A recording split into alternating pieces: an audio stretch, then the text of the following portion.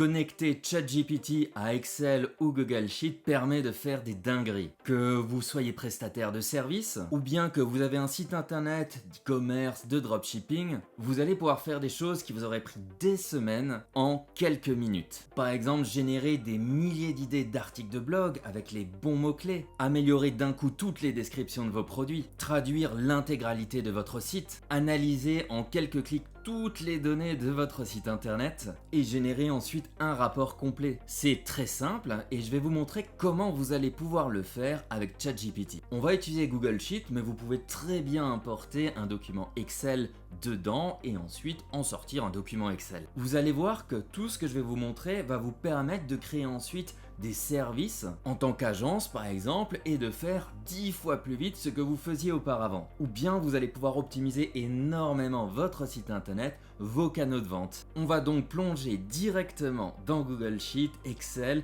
et le connecter avec ChatGPT. Je vais tout vous expliquer pas à pas pour que vous puissiez ensuite avoir la méthode et toutes les bonnes habitudes qui vous permettront du coup de créer vraiment ce que vous voulez. Dans ce format, on se retrouve du coup directement sur Google Sheet et je vais vous montrer comment vous allez pouvoir connecter ensuite ChatGPT. Pour pouvoir vous donner des exemples concrets tout le long de ce tutoriel, j'ai créé une base de données d'un site de e-commerce avec des commandes, des customers, différents produits et bien entendu un blog.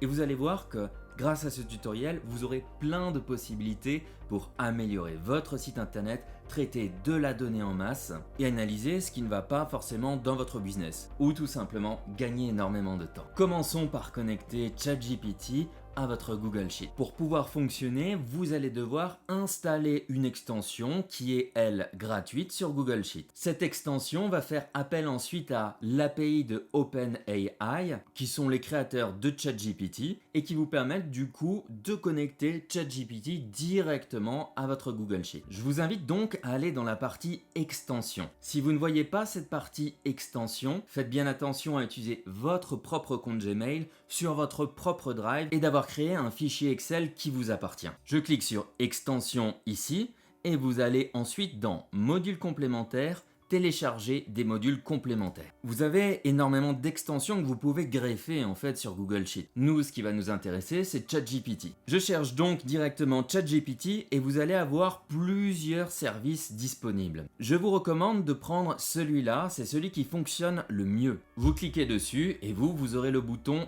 installer. Une fois que c'est installé, il va nous demander de créer une clé API sur OpenAI. Vous allez chercher tout simplement sur Google OpenAI API et vous allez du coup cliquer directement sur ce lien. On va vous demander de vous inscrire, cliquez simplement sur s'enregistrer. Une fois que vous êtes enregistré, vous allez directement en haut à droite sur votre compte et vous allez cliquer sur voir les clés d'API. Vous arriverez normalement sur cette interface, elle peut très bien évoluer en fonction des versions, mais le principe reste le même. Je vous invite d'abord à paramétrer une méthode de paiement ici. En effet, les requêtes API qui sont nécessaires ne sont pas gratuites, mais ça va coûter quelques fractions de centimes. Et ça va vous faire gagner tellement de temps que pour quelques dollars, vous allez pouvoir générer des milliers, voire des dizaines de milliers de lignes sur Excel, sur Google Sheet. Pour vous donner un ordre d'idée, je crois que ça m'a coûté une dizaine de centimes de générer des centaines d'idées d'articles de blog avec tous les bons mots-clés associés. Donc pour quelques centimes, vous allez avoir la force de travail d'une dizaine de personnes. Une fois que vous avez rentré votre méthode de paiement,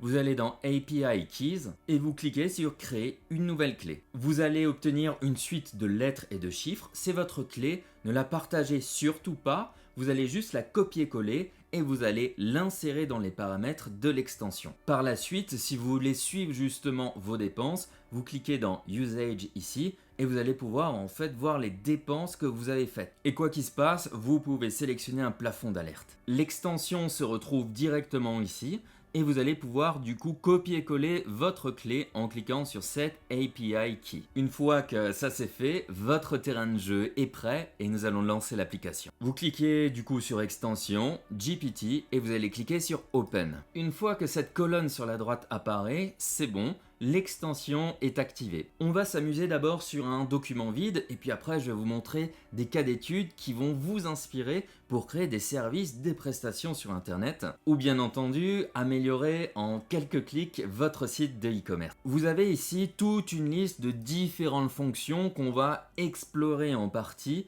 qui vont être des fonctions que vous allez utiliser sur Excel, Google Sheet. Je le rappelle, pour pouvoir appeler justement une fonction sur Google Sheet, vous allez appuyer sur égal, ici, et ensuite vous allez utiliser une fonction. Ici, c'est par exemple GPT, voilà. Vous ouvrez la parenthèse, double cote, et vous allez poser une question à ChatGPT. Par exemple, ici, on va demander à ChatGPT de nous donner un prénom en aléatoire.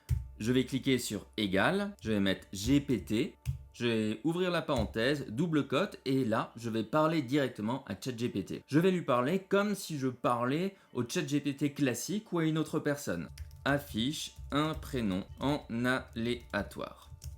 Et il va m'afficher « Voici un prénom généré aléatoirement, Emma ». Très bien, mais la phrase qu'il m'a donnée ne m'intéresse pas. Je veux uniquement le prénom, donc je vais le forcer à faire cela. Je rajoute du coup « Montre-moi juste le prénom ». Et voilà, j'ai uniquement le prénom qui est affiché. Dans cette version d'utilisation de l'intelligence artificielle, il faut bien prendre en compte que chaque requête est indépendante sur chaque case. Ce qui veut dire que ChatGPT n'a pas de mémoire de ce qu'il a affiché auparavant à d'autres endroits. C'est pourquoi si vous étendez justement la case comme ceci, vous allez vous retrouver avec plein de fois le même prénom. Mais pour ce faire, heureusement, il y a d'autres fonctionnalités que vous allez pouvoir utiliser. En regardant sur la droite ici, vous voyez la fonctionnalité GPT List. Je vais utiliser cette fonction, donc je vais mettre liste comme ça ici, et je vais lui demander affiche 5 prénoms par exemple. Je rentre ma requête et là, je me retrouve directement avec une liste. Vous voyez, la requête est ici et j'ai bien 1, 2, 3, 4, 5 prénoms différents. Et voilà, du coup, ça s'utilise de cette manière-là comme une fonctionnalité de base dans Google Sheet. Il faut bien vous dire qu'il existe de toute façon des fonctionnalités de base dans Google Sheet.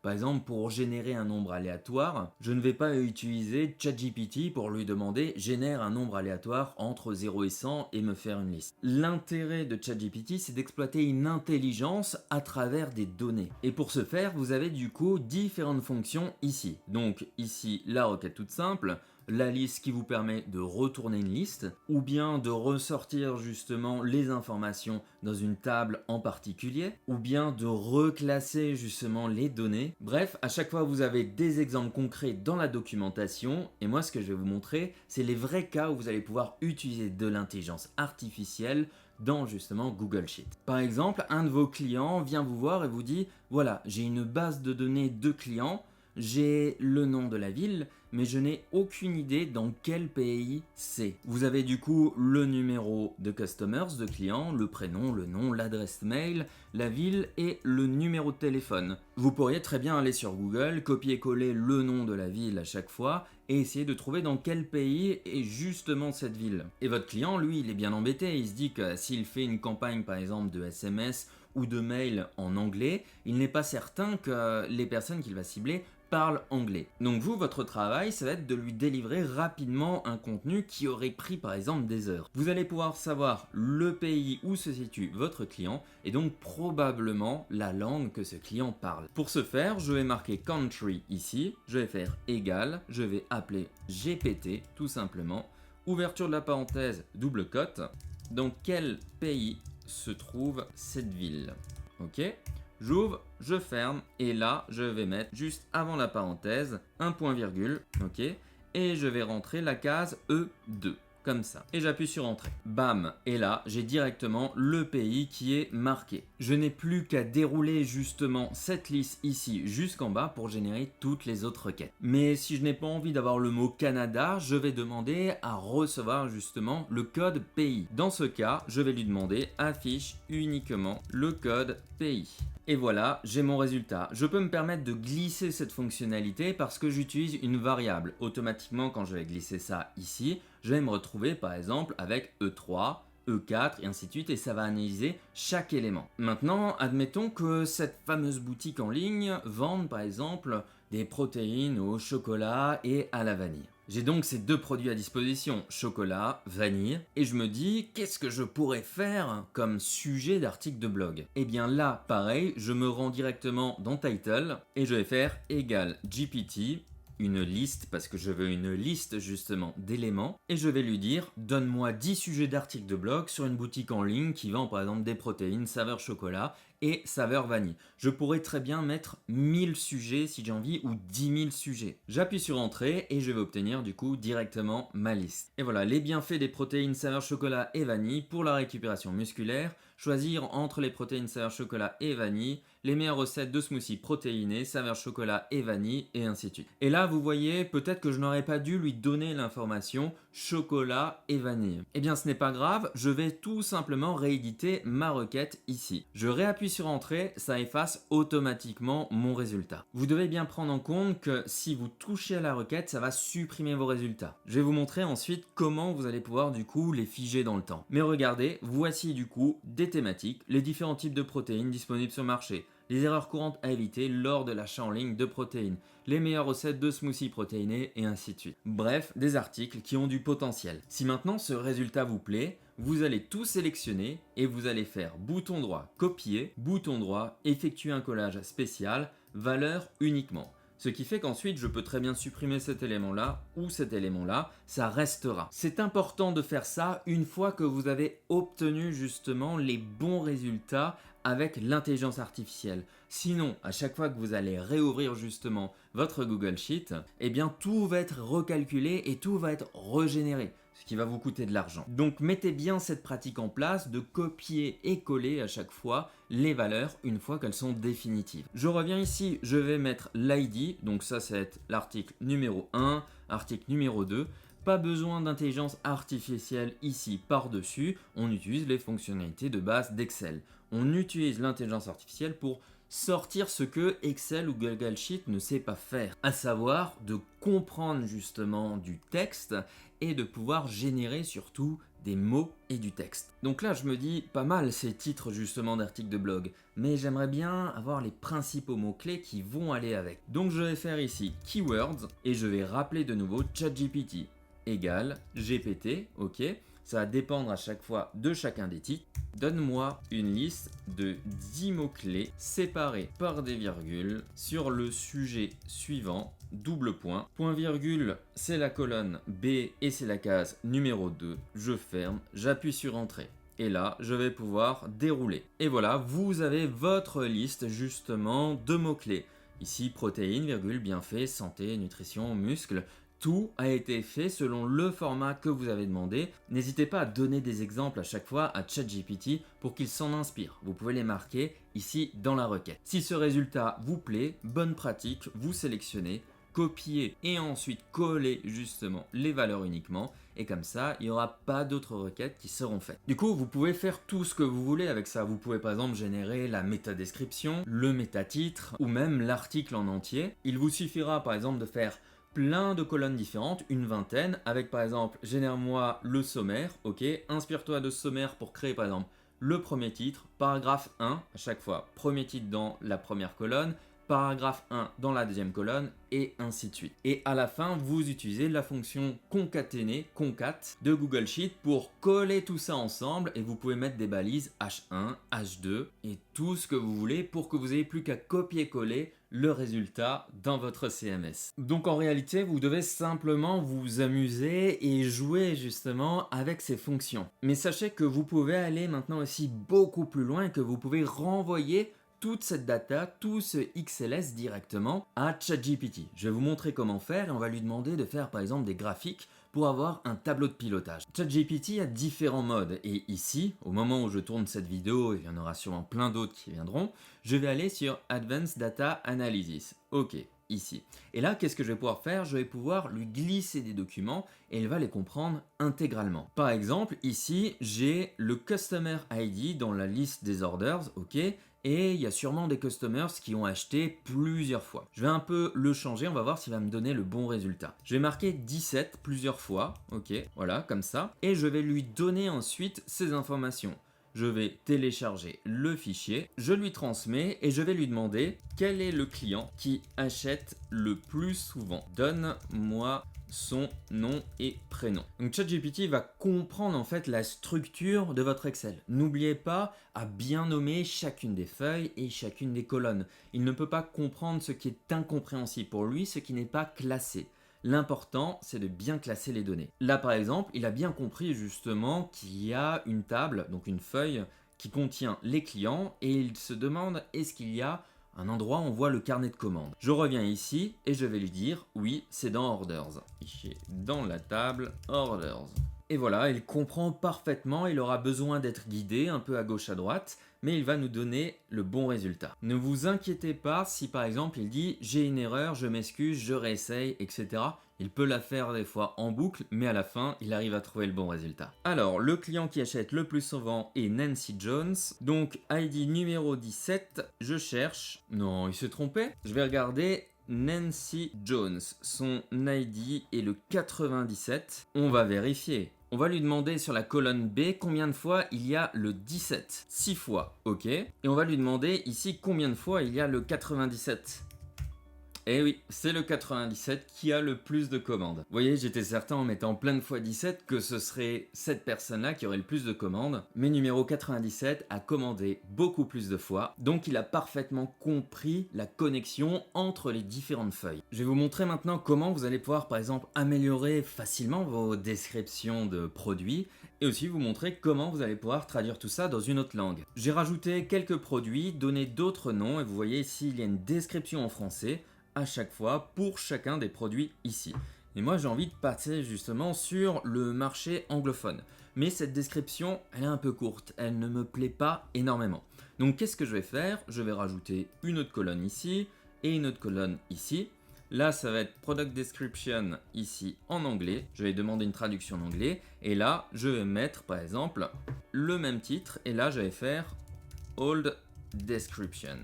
Et on va améliorer cette vieille description. On va juste dire à ChatGPT égale GPT améliore cette description pour que ce soit plus vendeur. Il faut 100 mots par exemple. Je rajoute à côté C2, voilà. Mon ancienne description était une poudre de protéines de première qualité, idéale pour les athlètes, etc. Et là, il a compris déjà en fait le nom, je lui ai dit de chercher simplement ici C2, la description. Mais il allait chercher directement le product name, c'est-à-dire qu'il comprend l'intégralité en fait de ce qui se passe dans cette table. Alors pour mieux le lire, je vais juste copier ici et je vais coller justement la valeur uniquement. Et il dit découvrez Protein Max 3000. Donc vous voyez bien, moi je lui ai passé que en paramètre justement le C2. Je lui ai pas donné le nom et il l'a cherché. Il l'a compris. C'est pour ça que c'est important de bien nommer chacune justement de vos colonnes. La poudre de protéines première qualité qui va révolutionner votre entraînement pour les athlètes et qui cherchent... Ok. Et vous voyez, vous avez du coup une plus grosse justement description. Eh bien, on n'a plus qu'à étirer cette partie-là. Et voilà, j'ai mes différentes descriptions. Si elles me plaisent, de nouveau par sécurité, copier et coller justement les valeurs.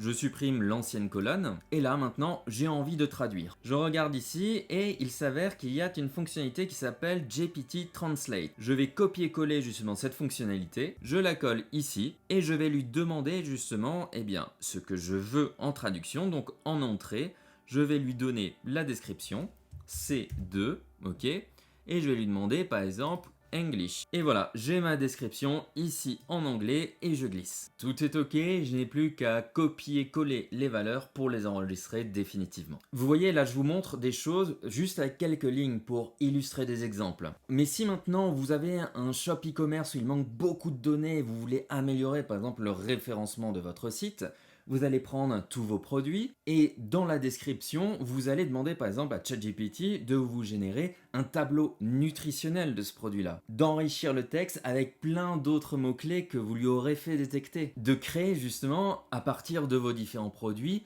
des recettes. Et tout ça, vous allez pouvoir les inclure ensuite dans les descriptions. Donc il suffit d'exporter les données de votre site internet, de jouer avec les colonnes et de vous dire comment est-ce que je vais dépasser tel et tel concurrent, comment est-ce que je vais améliorer mon site internet. Et il n'y a pas besoin de plus. Vous prenez les descriptions de vos produits, colonne d'à côté, vous demandez, voilà, donne-moi des idées de recettes avec ça, colonne d'à côté, donne-moi les valeurs nutritionnelles. Colonne d'à côté, génère-moi une nouvelle description avec des mots-clés importants dans ce domaine. Puis après, vous utilisez la fonction concaténer de ces trois valeurs-là. Vous l'enregistrez dans la description et vous le réimportez dans votre site internet. Je vous ai donc donné une démarche et des outils et comment faire. À partir de là, vous pouvez toquer à la porte de n'importe quel site internet et leur dire, voilà, moi je peux, sur 10 000 références, en une semaine, vous sortir toute une amélioration SEO, ou bien vous exportez tous les mails que vous envoyez avec votre newsletter. Il y en a 500, pas de souci. Je prends les 500 et je vais les améliorer et vous faites juste intervenir ChatGPT à l'intérieur. Ou bien un organisme, une association, une structure galère justement à identifier des informations par rapport à sa base de données de visiteurs, de clients. Pas de souci, vous la téléchargez, vous l'envoyez ensuite par exemple à ChatGPT comme je vous ai montré et vous lui demandez génère-moi un tableau de bord avec les statistiques, par exemple par tranche d'âge de personnes, avec le nombre de revenus générés par mois, avec les pourcentages de langue parlée, montrer le nombre de pourcentages de clients récurrents. Bref, vous pouvez tout lui demander comme si c'était une véritable personne. J'espère que cette initiation à ChatGPT avec Excel et Google Sheets vous a plu. Comme dit, oui, vous allez dépenser quelques centimes par-ci par-là. Mais la qualité de travail de ChatGPT et le temps que ça va vous faire gagner est juste démentiel. J'espère en tout cas que vous allez pouvoir lancer de belles choses grâce à ces tutoriels. Comme d'habitude, un commentaire, un like, un partage et avoir les notifications, c'est le meilleur moyen d'encourager toute mon équipe. Prenez soin de vous, ciao!